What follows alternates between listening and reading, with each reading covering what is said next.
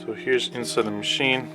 It has a 24 volt relay. You can test the relay by putting 24 volts from here to here, negative here, positive here, and it should make continuity between here. I did that,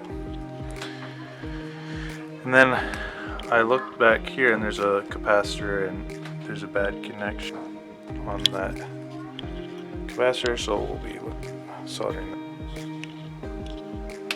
So to test if this is working, we're going to put our leads at the output. This will go to the motor. So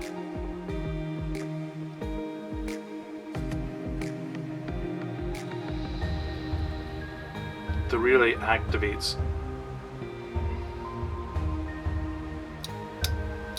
at could be this diode. I'm going to replace this diode, see if that fixes it.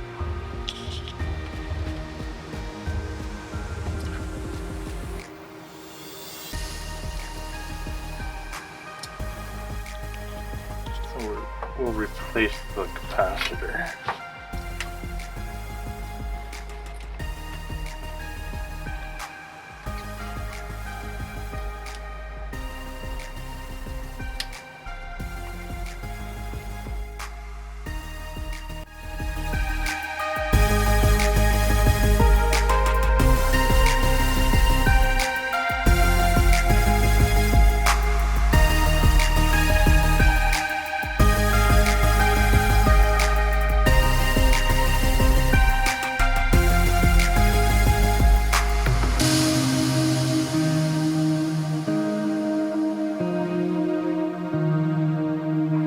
Replace the capacitor, and now when you connect it, you can hear the relay engaging.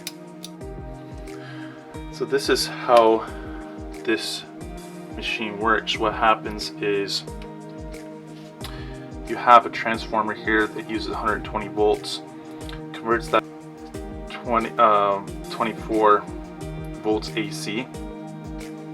Then what happens is you're going through a diode that's going to rectify half the waveform, and when you short the white wires, what that's going to do is it's going to activate the relay, because it's going to send 24 volts here to that relay. It's going to activate it, which is going to make these two contacts activate, which is going to connect the power right here.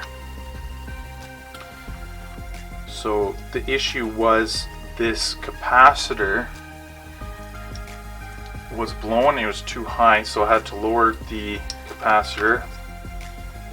So I put it in a 100 microwave 50 ohm capacitor, and that just helps to rectify the DC current.